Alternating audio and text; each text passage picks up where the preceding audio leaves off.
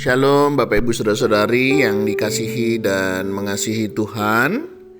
Kita bersyukur hari ini Tuhan memberkati kita.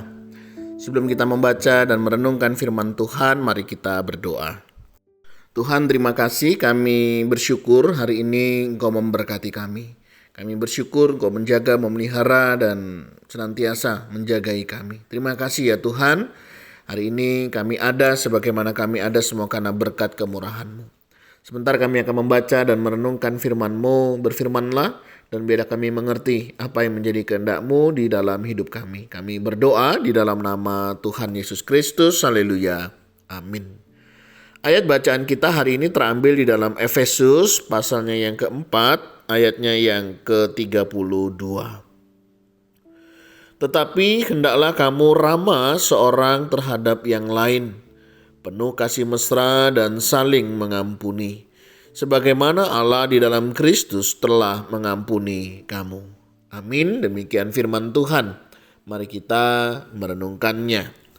Tema renungan kita hari ini adalah ampuni, karena Allah telah mengampuni kita.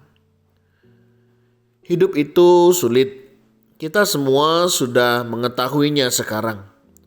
Sayangnya kita akan terluka dalam hidup ini. Dan banyak dari rasa sakit tersebut terjadi secara disengaja.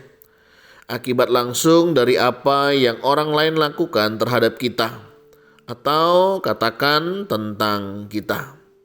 Bahkan setiap kali kita membaca kata mengampuni, mungkin kita langsung teringat akan sakit hati tertentu dari masa lalu kita.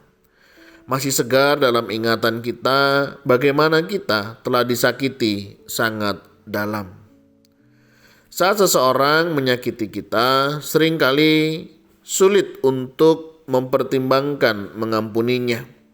Terkadang lebih mudah untuk menyimpan rasa sakit dan mengingat kesalahan. Kita pikir itu akan membuat kita merasa lebih baik atau membuat orang yang menyakiti kita merasa lebih buruk. Tetapi pada akhirnya itu hanya membuat kita tidak bahagia, sementara orang lain tetap melanjutkan hidupnya. Pengampunan memberi kita kedamaian yang kita butuhkan untuk bergerak maju dengan tujuan. Tetapi ada alasan yang lebih penting lagi mengapa kita perlu mengampuni. Kita mengampuni orang lain karena Allah telah mengampuni kita.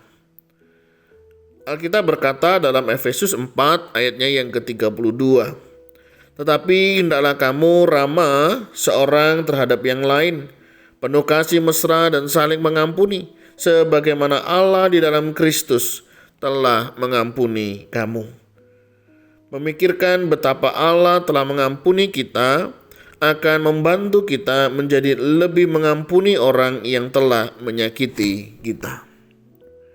Demikian juga sebaliknya, jika kita tidak percaya dan menerima dengan iman bahwa kita telah diampuni oleh Allah, kemungkinan besar kita akan kesulitan mengampuni orang lain. Jika itu masalahnya, pertimbangkan apakah kita benar-benar yakin Allah telah mengampuni kita. Bicaralah dengan Allah tentang keraguan apapun yang kita miliki. Pikirkan seperti ini. Allah telah mengampuni dosa kita sepenuhnya karena apa yang Yesus Kristus telah lakukan di kayu salib. Semua hukuman yang pantas kita dapatkan telah dihapus karena Allah telah mengampuni kita. Saat kita menerima kebenaran ini, kita akan semakin sulit menyimpan dendam terhadap orang lain. Mintalah iman kepada Allah untuk menerima bahwa Yesus telah melakukan segala sesuatu yang diperlukan untuk membuat kita benar di hadapan Allah. Dan ingat, tidak peduli apa yang dilakukan orang lain terhadap kita. Kita tidak pernah harus mengampuni orang lain melebihi Allah telah mengampuni kita. Tuhan, terima kasih, kami bersyukur karena Engkau sudah mengampuni kami. Engkau melayakkan kami di tengah ketidaklayakan kami. Kami serahkan Tuhan seluruh hidup kami. Ajar-ajari kami untuk kami hidup penuh kasih dan kami bisa mengampuni orang-orang yang ada di sekitar kami. Dan kami juga berdoa kiranya Tuhan juga menolong kami menyadari akan hal ini. Terima kasih untuk pengampunan yang Kau beri. Kami berdoa dan kami mengucap syukur dalam nama Tuhan Yesus Kristus. Haleluya. Amin. Bapak Ibu Saudara, demikianlah renungan kita hari ini. Kiranya Tuhan Yesus memberkati kita sekalian. Shalom.